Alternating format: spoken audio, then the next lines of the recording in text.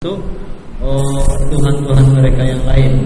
Namun apa yang mereka berikan kepada Allah, menurut mereka itu bisa didapatkan sampai kepada berhala-berhala. Namun sebaliknya, semua yang mereka persembahkan untuk berhala-berhala itu tidak mungkin sampai kepada Allah. Wa aidan kanu yataqarrabuna ilaiha bin nadhr, fayatun wa yaqulun hadha al-harth, yani hadha al-zar' وهذا الحيوان من بقر وغنم وغيرها، يقولون هذا محرم علينا ويجعلونه للأصنام ولا يطعمها إلا كذا. فكان عندهم تشريع، يشرعون تشريع فيحرمون هذا ويحللون هذا كما يشاءون. Kemudian mereka juga bernazar atau mempersembahkan makanan baik berupa tumbuhan atau hewan-hewan tadi, kemudian dipersembahkan untuk berhala-berhalanya, dan mereka mengharamkan untuk diri mereka sendiri. Jadi mereka bikin syariat sendiri. Nah ini karena sudah dipersembahkan untuk berhala-berhala tersebut, maka mereka mengharamkan diri mereka untuk menyentuh makanan-makanan itu. Bal innahum ja'u wa qassamu al-hayawanat wa ja'alu laha asma'. فسموا البحيرة والسائبة والوصيلة والحامي، وسوف نذكرها إن شاء الله تعريفها. البحيرة والسائبة والوصيلة والحامي. Kemudian hewan yang mereka potong-potong tadi pun dibagi-bagi, dan masing-masing bagian diberi nama istilah tersendiri. Ada bahirah, ada wasilah, saibah, walhami. Masing-masing nanti kita jelaskan apa maksudnya. البحيرة هو الحيوان الذي يقولون هذا الحيوان لا يحلب، لبنه هو للصنم، لا يحلبه أحد من الناس، حتى إذا امتلأ باللبن لا أحد يحلب هذه الشاة، يقولون هذه تركناها للصنم. هذه البحيرة. Ada namanya pada hewan ternak semacam kambing misalnya, mereka sebut bahirah. Bahirah itu adalah hewan yang tidak boleh diperas susunya. Kenapa? Karena menurut mereka ini untuk berhala-berhala itu, Tuhan-Tuhan berhala itulah yang boleh. Ini diperuntukkan untuk berhala itu, oleh karena itu dilarang memerah susunya. وهناك بعد ذلك السائبة. والسائبة هو حيوان يقولون هذا الحيوان نسيبه، يعني نتركه فلا يحمل عليه شيء، لا يحملون عليه الأحمال والأثقال، يتركون ظهره، لا أحد يركب فوقه ولا يحمل عليه شيء، يتركونه هكذا للصنم. Ada lagi hewan-hewan yang mereka sebut saibah. Saibah itu adalah hewan yang tidak boleh diberi beban, tidak boleh ditunggangi, tidak boleh juga disuruh ngangkut barang-barang yang lain. Mengapa? Karena menurut mereka ini adalah tunggangan berhala-berhala itu. وبعد ذلك الوصيلة، والوصيلة هي الناقة البكر، يعني هذه الناقة البكر أول مولود لها أنثى، ثم المولود الثاني أنثى، فإذا ولدت أنثى بعدها مباشرة أنثى بدون أن يكون بينهم ذكر، هذه يسمونها الوصيلة، أيضا يتركونها لا تذبح ولا تؤذى، يتركونها للصنم. Kemudian juga ada hewan lain yang mereka sebut dengan Al-wasilah yang mereka sebut al-wasilah ini adalah unta betina.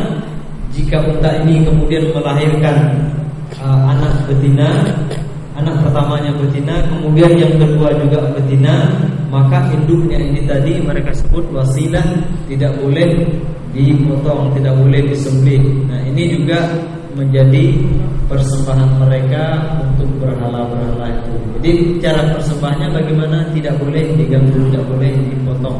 وأخيرا الحامي هو الفحل من الإبل الذكر. هذا الفحل إذا جامع 10 مرات بعد ذلك يعفونه من كل شيء ويسرح ويمرح ويأكل ولا يحمل عليه ولا يذبح، يتركونه للأصنام. 10 مرات يجامع.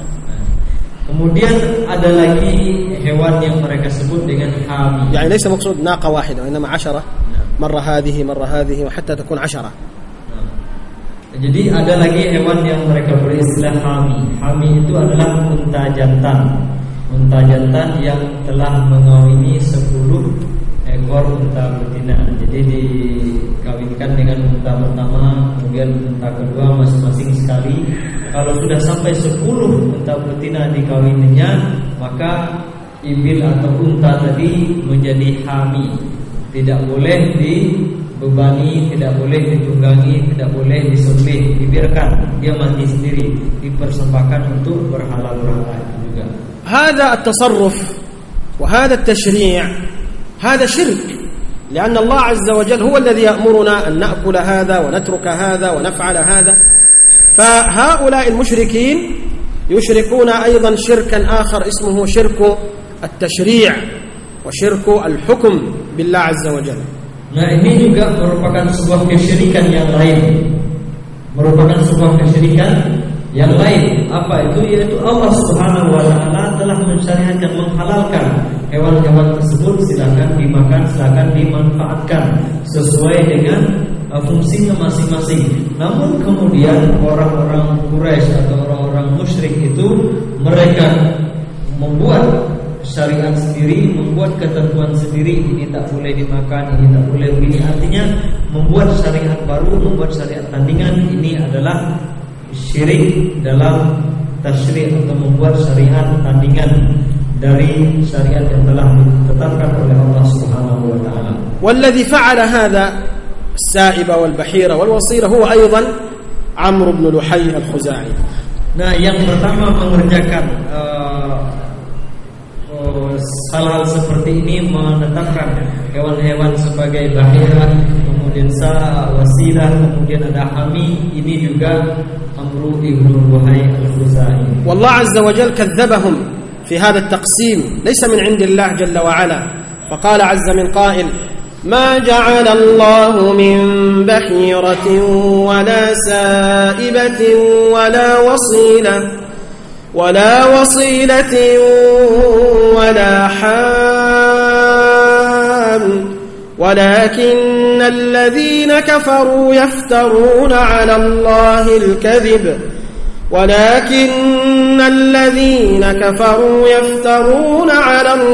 الكذب وأكثرهم لا يعقلون. الله يقول أن هذا التقسيم بحيرة سائبة وصيلة هذا ليس من عند الله تبارك وتعالى، ولكن الذين كفروا يفترون على الله الكذب. Dan Allah dalam Al-Quran mengingkari apa yang mereka lakukan, bahwa itu semua berasal dari Allah Subhanahu wa taala. Bahkan Allah mengatakan bahwa penamaan atau apa yang mereka lakukan, penamaan dan mengkhususkan hewan-hewan, kemudian memberinya nama bahira, saibah, kemudian wasilah dan ham, itu hanyalah kebohongan-kebohongan yang mereka ciptakan, kemudian mereka tuduhkan berasal dari Allah, padahal Allah tidak pernah menetapkan dan mensyariatkan hal-hal seperti itu. إذن نفهم من هذا أن التشريع هو من حق الله تبارك وتعالى، لا يجوز أن يأتي مخلوق ويشرع للناس أمورا إلا بإذن الله تبارك وتعالى. لا يجوز أن يشرع أحدا للناس، المشرع هو الله تبارك وتعالى، فمن شرع فهو يشارك الله تبارك وتعالى في خاصية من خصائصه جل وعلا.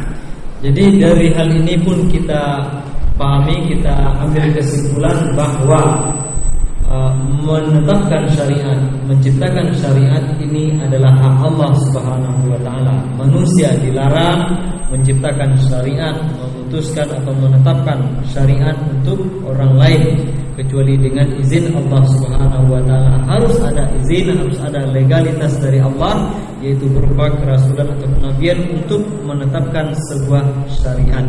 انظروا إلى مصير وجزاء هذا الذي حرف دين إبراهيم والذي بدأ يشرع للناس تشريعا من هواه ومن رأسه. انظروا إلى جزاء ومصير هذا الرجل.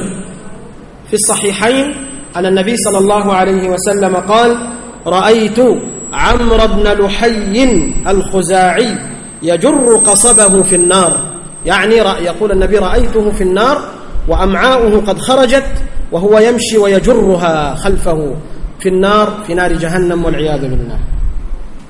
Nah, apa akibat yang diterima oleh Amru ibn Luhai tersebut? Diriwayatkan dari Rasulullah sallallahu alaihi wasallam, Rasulullah bersabda bahwa beliau bermimpi, suatu ketika bermimpi melihat Amru ibn Luhai ini dalam neraka. Dia menyeret ususnya yang terburai, dia berjalan dalam api neraka, kemudian isi perutnya terburai-burai. Nah, itulah yang diseret-seretnya dalam neraka. Demikian Allah berikan hukuman terhadap orang ini.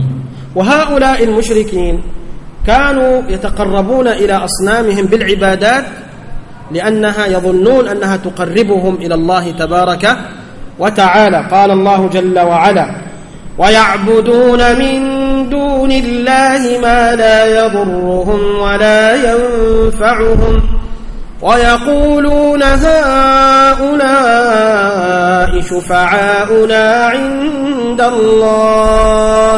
هذا يعبدونهم وهم يعلمون أنهم لا ينفعونهم ولا يضرونهم ولكن يعتقدون أنهم يقربونهم إلى الله وأنهم شفعاء عند الله جل وعلا. Jadi mereka menyembah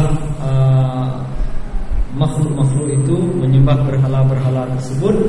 Mereka sadari bahwa itu semua tidak memberi manfaat, tidak memberi mudarat.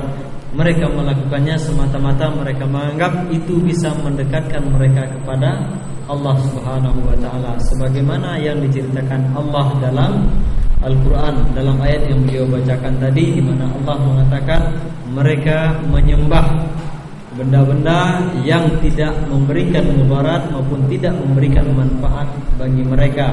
Mereka melakukan itu semua menurut keyakinan mereka semata-mata untuk mendekatkan diri kepada Allah, menjadikan itu semua menjadi pemberi syafaat bagi mereka di hadapan Allah Subhanahu wa taala. وأيضا مما كانوا يفعلون في الجاهلية أمر اسمه الاستقسام بالأزلام.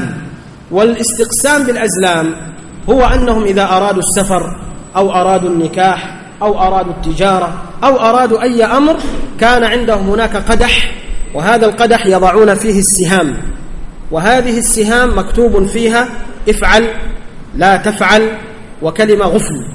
فيأتي الرجل الذي يريد النكاح يقلب هذا القدح ثم يختار سهما، فإذا خرج افعل تزوج، وإذا خرج لا تفعل لا يتزوج، وإذا خرج غفل يعيد الأمر مرة أخرى، وكذلك في التجارة وكذلك في أي أمر من أمورهم.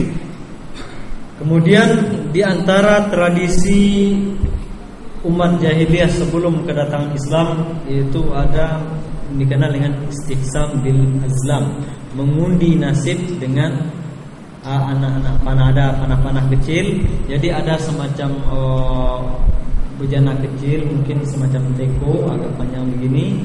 Nah, di situ mereka masukkan panah-panah kecil dan nanti diikatkan kertas bertulisan 3, yaitu lakukan, jangan lakukan, atau abaikan. Nah, apabila mereka ingin menikah atau melakukan sebuah rencana, mereka taruh ketiga anak panah ini diguncang-guncang, kemudian dipilih satu. Jika keluar tulisan lakukan, maka mereka langsungkan maksud semula. Jika keluar kata-kata batalkan, maka mereka tidak melakukan. Dan jika keluar panah ketiga yaitu abaikan, berarti ini harus diulang lagi, dikocok lagi dan diulang lagi. وأيضا كان هناك قدح مكتوب فيه منكم عليكم ومنسق. إذا شكوا في رجل هل هو من قبيلتنا أو ليس من قبيلتنا يذهبون إلى هذا القدح ثم يحركونه ويخرجون سهما، فإذا خرج منكم إذن هذا الرجل منهم، وإذا خرج عليكم فإذا خرج منكم كان منهم، وإذا خرج عليكم كان حليفا. حليف يعني مثل الصديق والولي والنصير. وإذا خرج ملصق أيضا كان معهم ولكن ليس له نسب وليس له حلف. وهكذا يحلون قضاياهم بمثل هذه الأمور الغريبة العجيبة. Kemudian di antara yang mereka lakukan juga dengan anak-anak panah tadi juga, dengan mengocoknya tadi, yaitu jika mereka meragukan nasab seseorang. Nah, orang ini betul nggak asal asli dari kita atau mungkin ada yang lain. Nah, mereka tulis ada 3, yaitu minkum, alaikum, kemudian mulsak. Nah, apabila keluar minkum dari kalian, itu artinya berarti orang ini betul dari kabilahnya, diakui. Tapi jika yang keluar itu alaikum, mereka tidak mengakui, berarti bukan dari kabilah kita, tapi dianggap sebagai sekutu. Nah, alif. Kemudian jika yang keluar itu yang ketiga musak, nah ini artinya bukan dari kabilah mereka, bukan dianggap juga sebagai sekutu atau orang yang diinginkan sebagai orang yang di apa namanya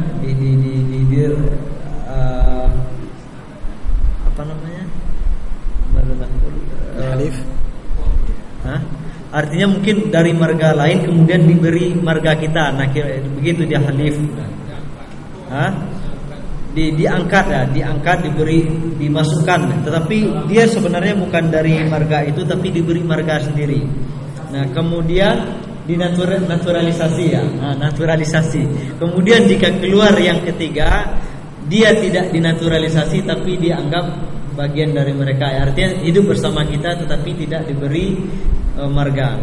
Wa kanu aidan yu'minuna bi akhbaril kahana والعرافين والمنجمين كل هذا كان منتشر وكان الناس يصدقونهم ويذهبون إليهم في حوائجهم. Kemudian mereka juga sangat mengandalkan para dukun, tukang ramal atau ahli nujum dan semacam itu, pokoknya ramal-meramal. وأيضا كان فيهم الطيرة هو التشاؤم، يعني إذا أراد الإنسان أن يخرج من بيته فإذا رأى منظرا قبيحا قال اليوم مشكلة لن أخرج فيجلس في البيت، وإذا خرج ورأى شيئا جميلا قال اليوم يوم ما شاء الله جميل فيذهب إلى عمله. هذا نسميه الطيرة والتشاؤم، كان منتشر في ذلك الزمان. Kemudian budaya yang banyak atau salah satu budaya mereka juga tiarah atau tasawuf. Tiarah itu intinya adalah begini, ketika mereka ingin melakukan suatu, jika di luar bertemu dengan suatu yang bagus, maka mereka ini pertanda bagus. Tapi jika berjumpa dengan hal-hal yang tidak enak menurut mereka, langsung ini tanda sial segala macam, sehingga mereka membatalkan niat semula, kira-kira tahyul dan semacamnya bagi kita. Wa aidan kanu idza kharaju fi as-safar يريدون أن يعرفوا هل سفرهم هذا جيد أو غير جيد، فيكون معهم طير فيرمون الطير، فإذا طار إلى اليمين قالوا خير، وإذا ذهب إلى الشمال قالوا شر فيرجعون.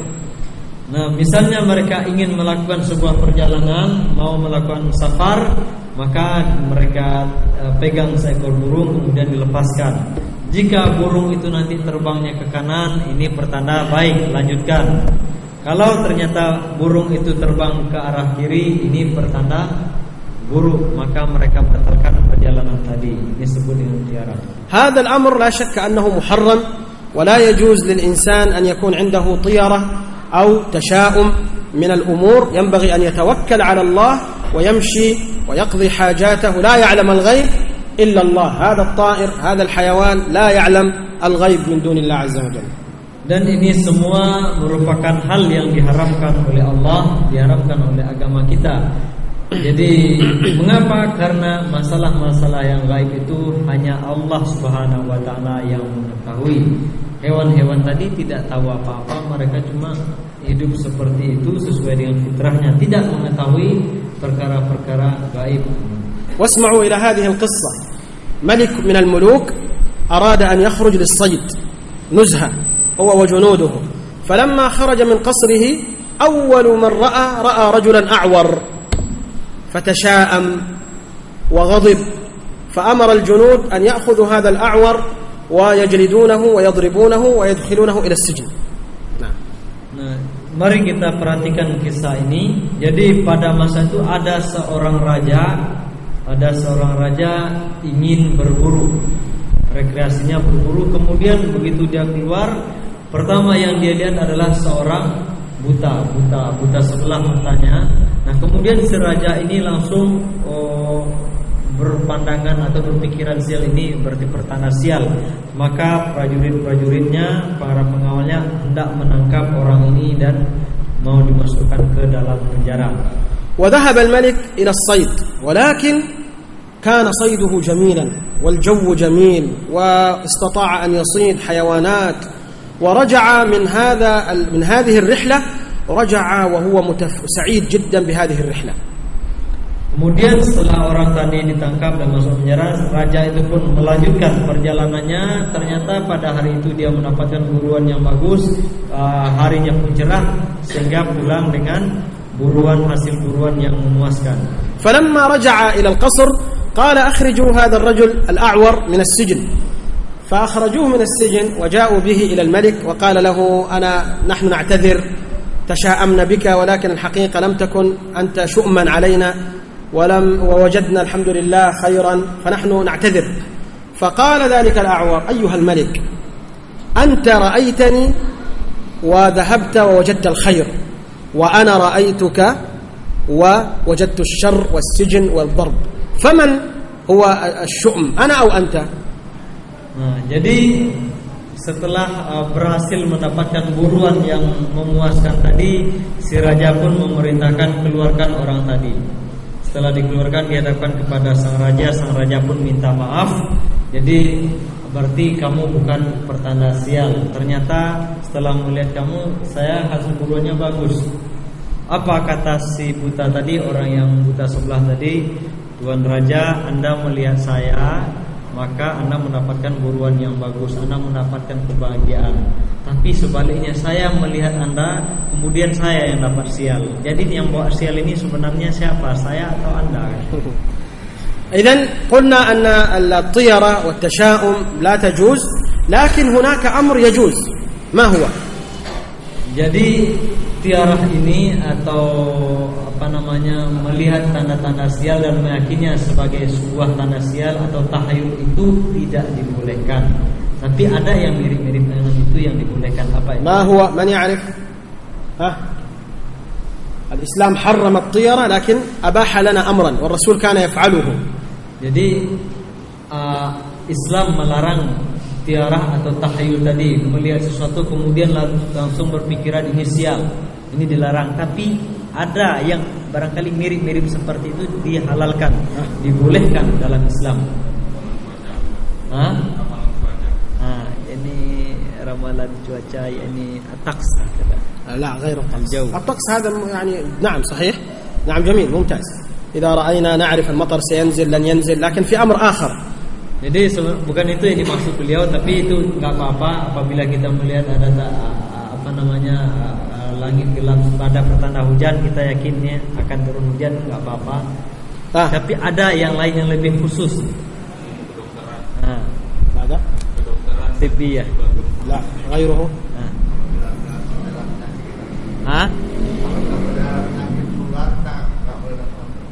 Ini idza ra'ayna wa ahad usiba bimadha bil marad al mu'di la yajuz.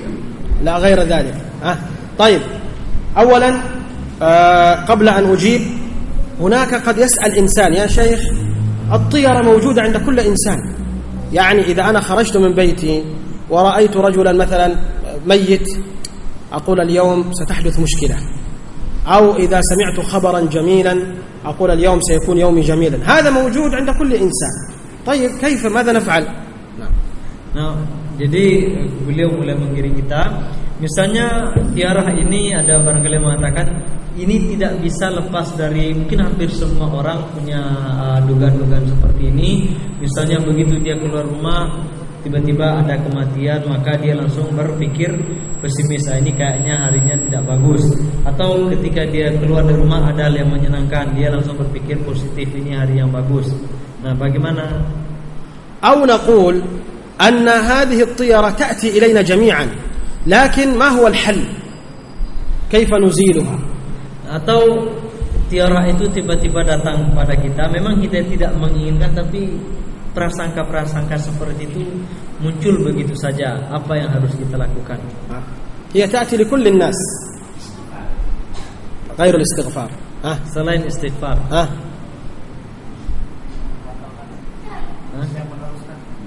Ini istimrar. نعم نستمر ونتوكل على الله تبارك وتعالى. إذا أنت تخرج ورأيت أمرا أخافك وأفزعك وظننت أنه ستحدث لك مشكلة لا تعد إلى البيت. الطيرة والتشاؤم إذا أعادنا إلى البيت هذا محرم لا يجوز.